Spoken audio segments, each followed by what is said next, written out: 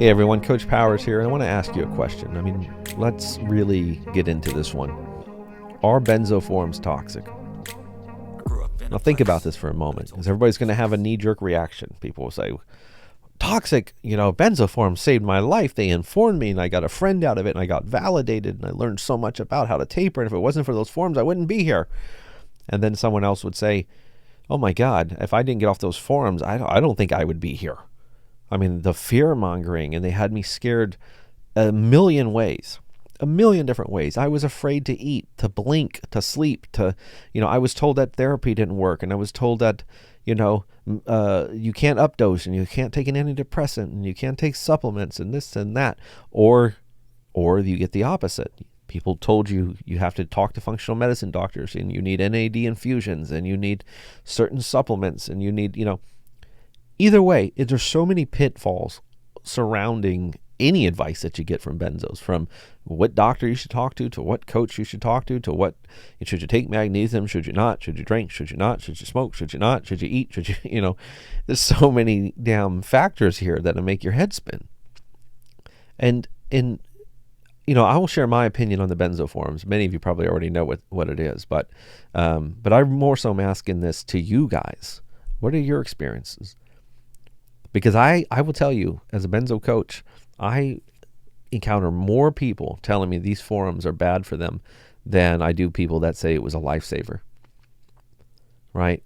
And I've seen people that have gone from the extremes of that. They started off saying these benzo forums are the lifesaver, and then they ended up saying, God, I had to get the hell out of there. And I've seen everything in between. And for me, it was the same way. First, it was great. Oh my God, here's a community. I'm validated. This is real. My doctor was gaslighting me. Oh, and these people have so much knowledge, and they're fighting the fight with me. And there's this sense of brotherhood. There's a sense of family or community there that I craved. Being alone all the time, not having my life, not having anything. I gripped onto those forums desperately. I'd wake up and read things all day long.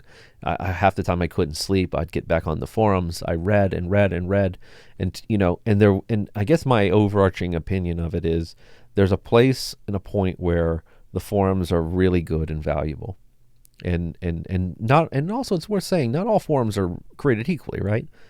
Some are really good and positive, or some are terrible, but they're not created. There's a lot of mixed bag going on there. A lot of mixed, variables there. You have the validation, but then you have the toxic rumination. And you find information on maybe some good things you can eat, but then you get scared about what diets you should take or you should be on, And you find, that friend that you can talk to and text and will be supportive, but then maybe sometimes they make you feel so hopeless. And you love them, but God, they talk about the symptoms so much. And even on your good days, you just don't want to hear it anymore. Right? So I think, the way I answer this is simple. What is the message of your benzo forum, that you're on? What is really going on? Is there a lot of symptom talk? Is there a lot of fear mongering? Right? And really be honest with yourself. Is it worth it? Is it worth it? And is it the best you can do? Because what I found is we're addicted to fear. We are addicted to rumination. And many of us will live on those forums and defend, vehemently just because it's almost like we're defending our drug. We're defending our, no, I want to ruminate. I want to read.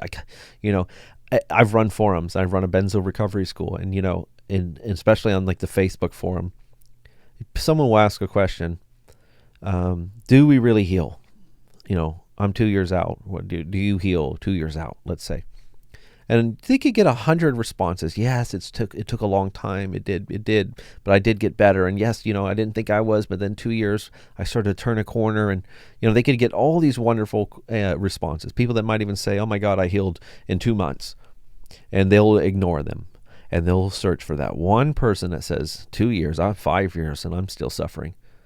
Oh my God, can I message you? They message each other. They get, this is what we do. This is what we do.